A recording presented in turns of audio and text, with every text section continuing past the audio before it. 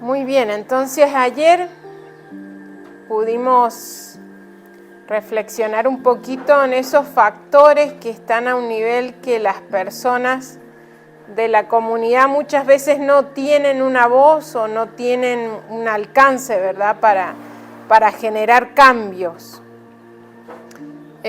Hablamos de que esos factores pueden ser políticos, pueden ser socioeconómicos y qué otros también.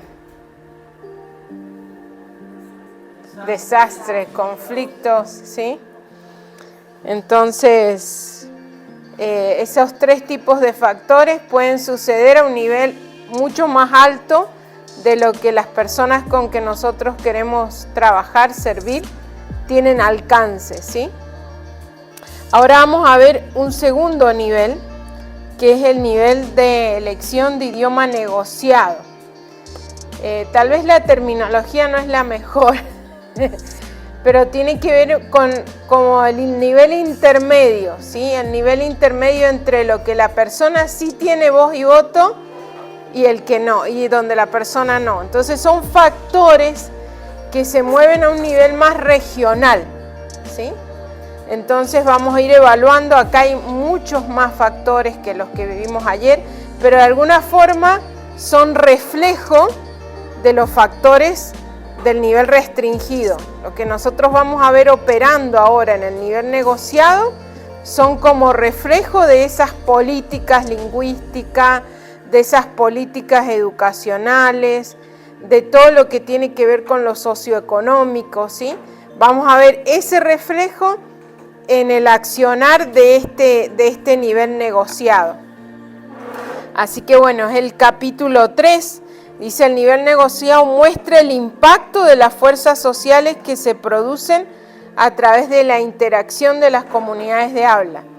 Y la palabra clave acá es la interacción, ¿sí? Acá vamos a ver cómo diferentes comunidades de habla interactúan, ¿sí? Entonces, no es a nivel comunidad ni a nivel país, sino es a un nivel regional, pero estamos hablando de comunidades no aisladas, sino comunidades que de cierta forma conviven con otras o se relacionan con otras, ¿sí? Que hay ciertas actividades o cierta apertura para trabajar juntos, ¿sí? Por ejemplo, a ver, acá los hermanos de la región zapoteca, ¿qué actividades puede haber que incluyan a varias comunidades? Entonces vemos que hay posibilidades donde las comunidades pueden llegar a interactuar, ¿sí? Entonces eso un poco vamos a ver, y vamos a ver que la palabra clave es esta interacción, y otra de las palabras es la actitud, ¿sí? ¿Qué actitud tienen estas comunidades a juntarse, a relacionarse, ¿sí? A de alguna forma compartir estos eventos, ¿sí? Y ahí vamos a ver cómo de alguna forma eso es un factor que influye en la elección de los idiomas que ellos van a usar en esos eventos. ¿Cómo se van a comunicar? ¿Sí? Entonces llegan a un evento así, ¿cuál es el idioma que ellos usan? Entonces eso es lo que vamos a estar viendo hoy día. Dice: en el nivel negociado mantenemos nuestro enfoque en la comprensión de la realidad sociolingüística de la comunidad con la que trabajamos, pero lo hacemos con la mirada puesta sobre la influencia de los factores sociales que surgen a través de la interacción entre las personas en cuestión y las comunidades vecinas que ellos consideran como los otros, ¿sí? Por lo general son comunidades que hablan diferente, ¿sí? Que no hablan como ellos y ellos los tienen considerados como otros, ¿sí? Si hablamos de culturas, de tipos culturales, recordemos de que estamos trabajando mayormente en el mundo con comunidades que son interrelacionadas. Y una de las características de las comunidades interrelacionadas es que tienen un alto sentido de comunidad. Y cuando hay un alto sentido de comunidad, por lo general las comunidades se tienden a aislar. o a separar, a decir, nosotros somos esto, ellos son eso, ¿sí? Ellos tienen esas bien claras, esas barreras, ¿sí? Entonces, de esas comunidades, ¿sí?, que se distinguen entre ellos, que no hablan el mismo idioma, que no comparten tal vez los mismos valores culturales, de esas comunidades las que queremos ver cómo los factores influyen a nuestra comunidad de enfoque. Nosotros seguimos con nuestra comunidad de enfoque, ¿sí? Los hermanos siguen con San Agustín Loyica, los hermanos siguen con Náhuatl de Morelos, y cada uno sigue con su comunidad de enfoque, pero vamos a pensar en las otras comunidades que hablan idiomas tal vez similares o diferentes, y qué pasa cuando llegan a interactuar, ¿sí? Dice, la distinción clave entre el nivel negociado y el nivel restringido es la inclusión de este elemento de interacción negociada. Esto es porque, a diferencia del nivel restringido, esta interacción le da a la gente una medida de control, no le da todo el control, pero le da una medida de control sobre los factores sociales que influyen en sus elecciones de idioma. La interacción a menudo toma forma de participación personal, tal vez a través de reuniones para hacer las compras en el mercado, conseguir un trabajo junto a hablantes de otro idioma, ¿sí? Esa disposición, esa actitud de poder ir al mismo mercado, de poder ir de tener que buscar trabajo, ¿sí?, en situaciones donde la persona va a estar expuesta a personas de otra comunidad, no de su propia comunidad. Dice, la interacción de cualquier individuo con otro grupo etnolingüístico está moderada por las actitudes de esa persona hacia el otro grupo. Por lo tanto, es importante que estudiemos esas actitudes para poder entender por qué las personas eligen tomar la decisión que toman, ¿sí? Algo que ese es en mi equipo allá en Papúa, y algo que nos preocupaba mucho era, ¿van a poder trabajar juntos? Son de 11 grupos etnolingüísticos diferentes, los cuales han sido enemigos tribales ancestrales, ¿sí?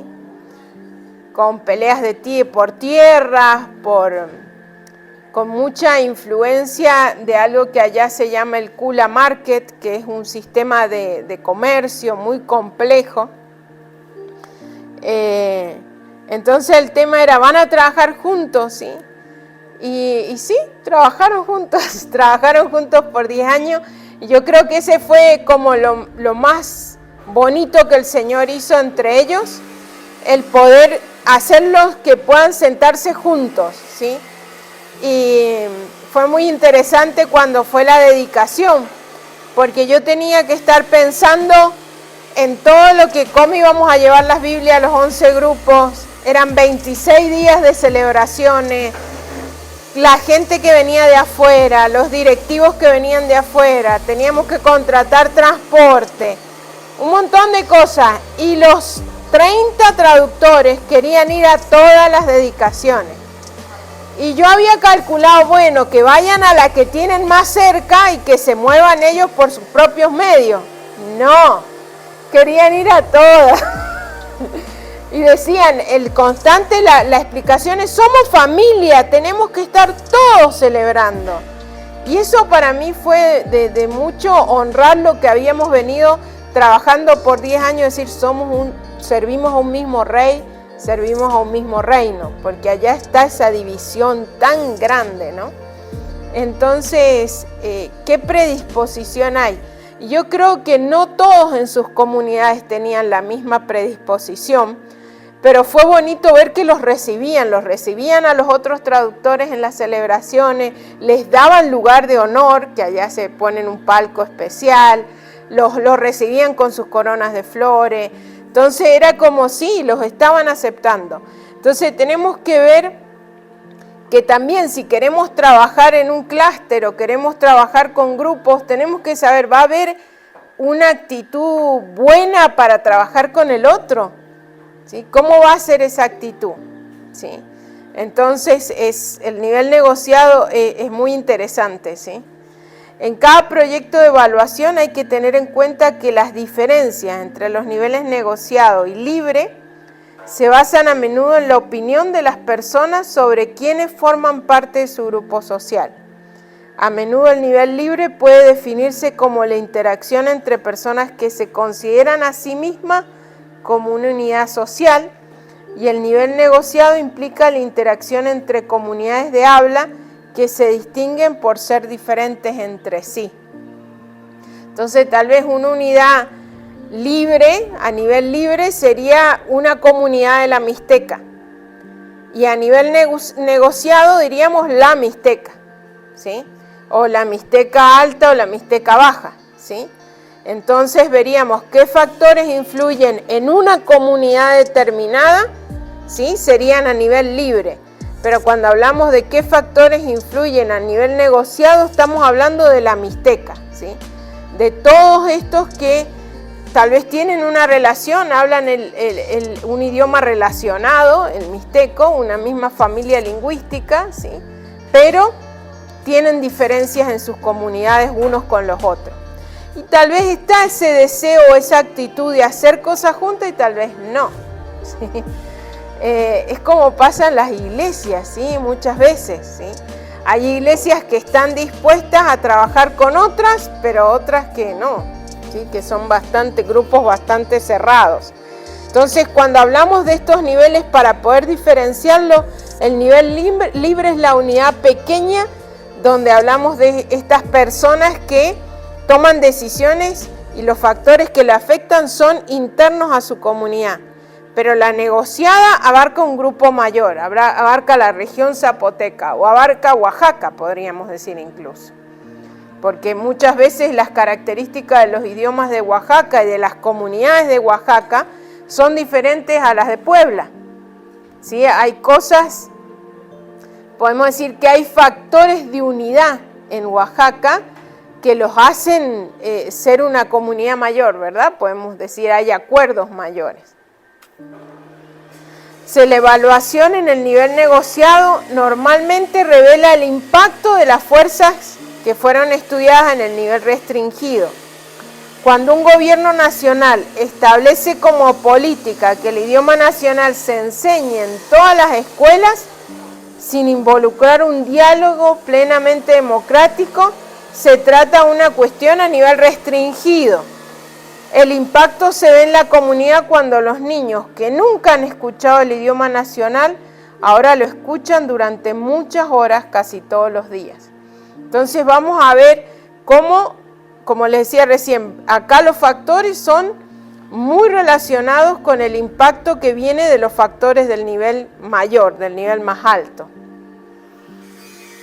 Dice, hay dos cuestiones sociolingüísticas que están en el centro de todo lo que discutimos en este capítulo: la interacción y el contacto, que sucede cuando se reúnen personas de diferentes comunidades lingüísticas, actitudes y motivos, cómo se sienten acerca de todo lo relacionado con esta reunión, ¿sí? Porque a veces sí pueden ir, pero que se sientan aceptados, que se sientan motivados a trabajar juntos, ¿sí? Ahí afecta, ¿sí? Ahí puede haber un cambio. Entonces, interacción y contacto, actitudes y motivos, ¿sí? Eso es lo que tenemos que ver, porque muchas veces eso es lo que va a determinar que haya un cambio o no hay un cambio en el uso del idioma en las comunidades que nosotros estamos trabajando. Tal vez si hablamos de una denominación en particular evangélica, ¿sí? Que trabaja a nivel regional, ¿sí? Los acuerdos con que llegan esos pastores o esos líderes de iglesias a nivel negociado, ¿sí? Y tal vez ahí es donde la persona tiene que hacer escuchar su voz, ¿sí? A ese nivel negociado, ¿sí? Para que puedan producirse cambios en su comunidad. Dice, el contacto entre las diferentes comunidades de habla se produce a través de cualquiera de los factores discutidos anteriormente, como la respuesta en fuerzas económicas, política, conflicto, desastre. Hay una historia muy bonita, pero no sé por qué no la traducen. Se llama Sleeping Coconuts. ¿La han escuchado? los que hablan inglés. Es la historia de unos pueblos que estaban al norte de Papúa Nueva Guinea, en la provincia de Sandaun, que es bien al norte, casi pocos kilómetros de la frontera con Papúa de Indonesia. Y en el año, creo que fue en el año 2004, hubo un tsunami. Y ese tsunami arrasó toda esa costa, ¿sí? Y era como tenía una forma muy particular. Era como que... no escribe.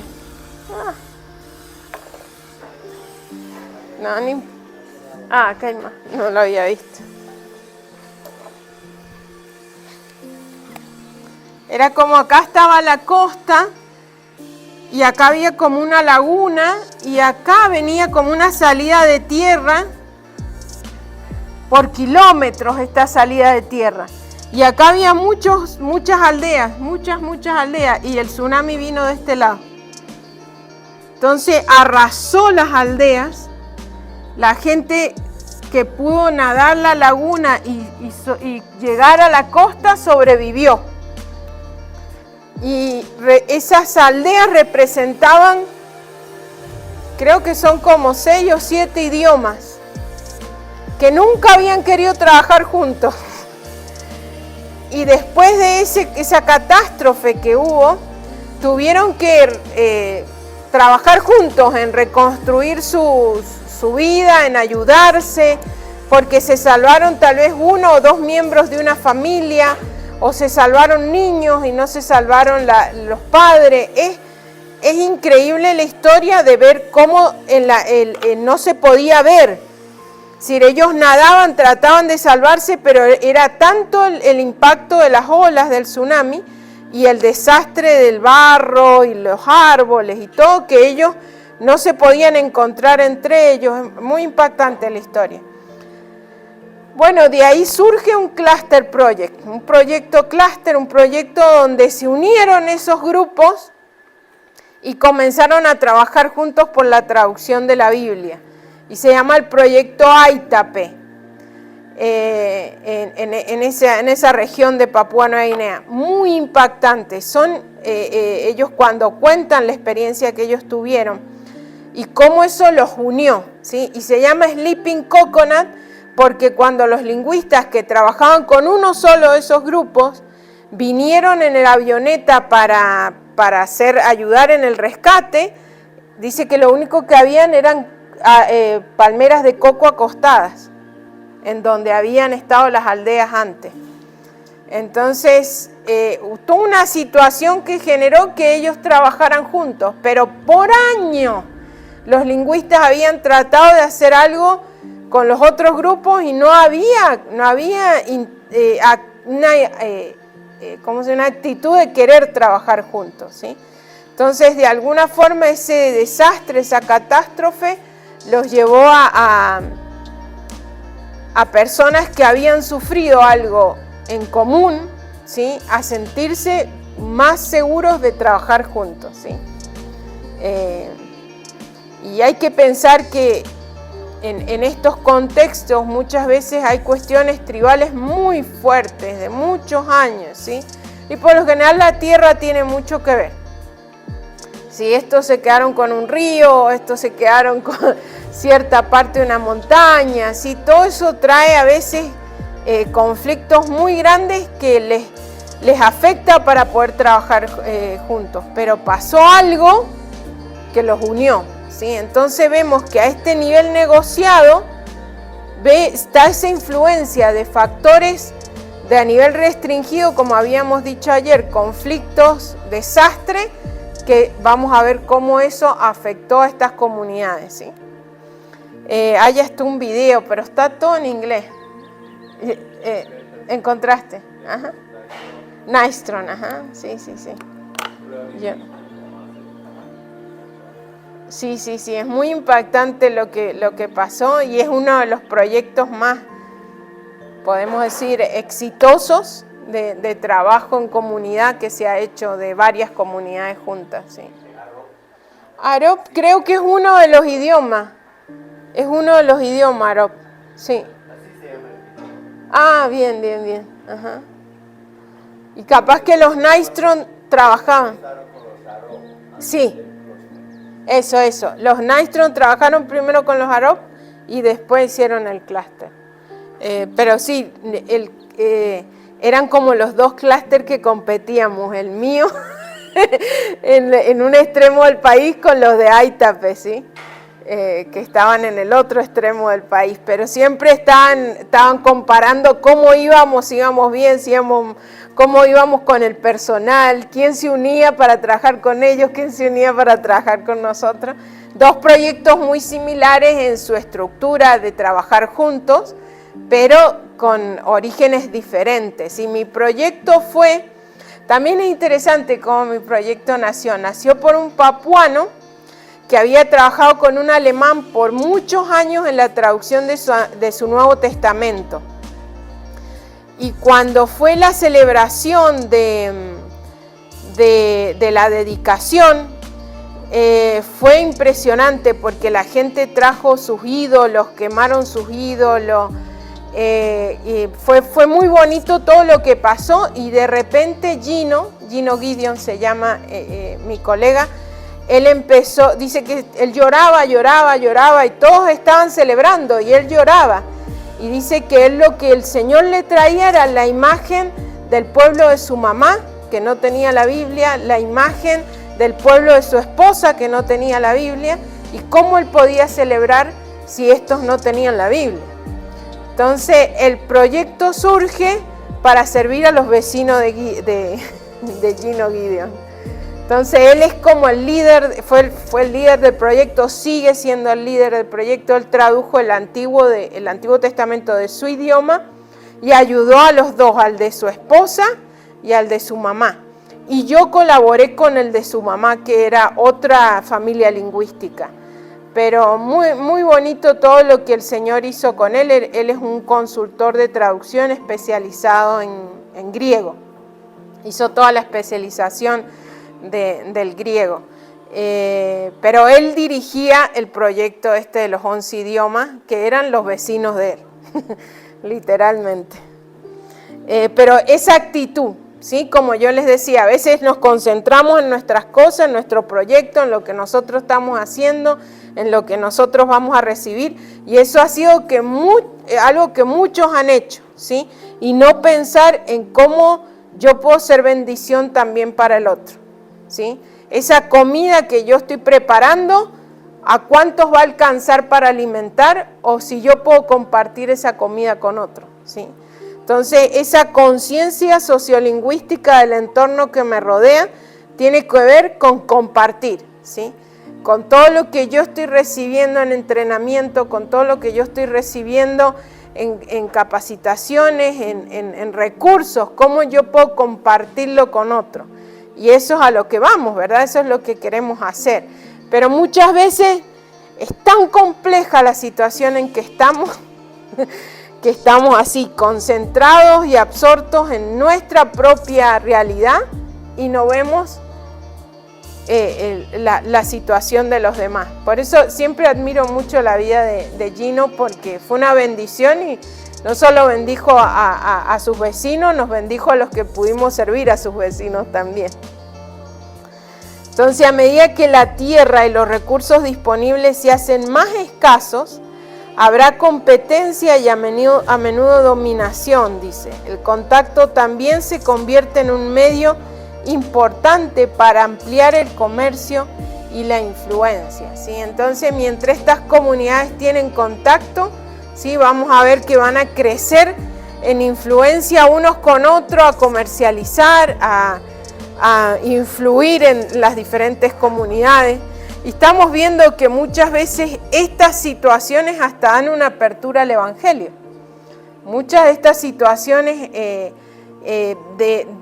este nivel negociado pueden hacer de que una comunidad quiera tener lo que la otra comunidad tiene. Si realmente esa comunidad es luz y ha sido transformada por el Evangelio y es de impacto para otros, puede influir a las comunidades que la están mirando, que están ahí relacionadas con ellos.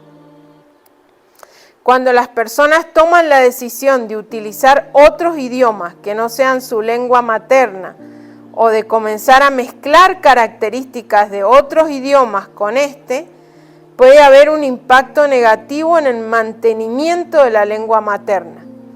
Tenemos que evaluar el impacto del contacto lingüístico en la vitalidad de cada uno de los idiomas y descubrir cuán fuertemente se identifican las personas con una comunidad de habla sobre la otra. Este concepto de mantenimiento, ¿sí? Está la palabra mantenimiento y desplazamiento. Son dos conceptos sociolingüísticos teóricos, ¿sí? Entonces, cuando las personas tienen esta actitud de a veces guardarse, de estar aisladas o de guardar su idioma, se mantiene su idioma. Cuando la actitud es de tomar préstamos o de mezclar su idioma, ¿sí? O dejar su idioma por el uso de otro, ¿sí? Se va dando el desplazamiento, ¿sí? Y son cosas que suceden paulatinamente, ¿sí? Son decisiones que tal vez se toman en una generación e impactan y se ven bien representadas en la siguiente generación. Por eso tenemos que también analizar esto, ¿sí, hermano Leo?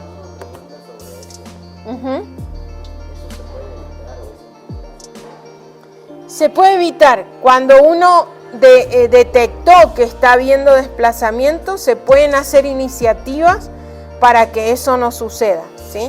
Entonces, si yo veo que, por ejemplo, el ámbito de la iglesia, yo hago un cuestionario de uso del idioma en la iglesia, yo veo que en la iglesia solo se está usando español, eso es un índice de que el idioma materno va a ser desplazado.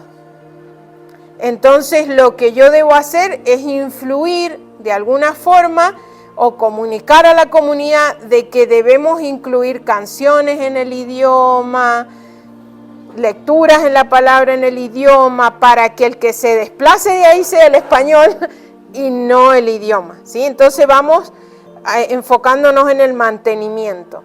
Sí. Eso es lo que estoy viendo que está pasando en nuestro idioma. Está siendo desplazado por el español. Inclusive nosotros tenemos la X como está desapareciendo en cómo hablan los niños. Entonces ya hablan de zapoteco, pues ya con otra variante, ¿no? Sí, esto es muy importante, la sociolingüística. Una vez que uno detecta que está sucediendo, que en las reuniones comunales se está usando solo español, entonces hay que enfocarse en decir, no, hay que volver a usar el idioma. Son ámbitos de uso, ¿sí? Mientras menos ámbitos de uso el idioma materno tenga, va a ser desplazado.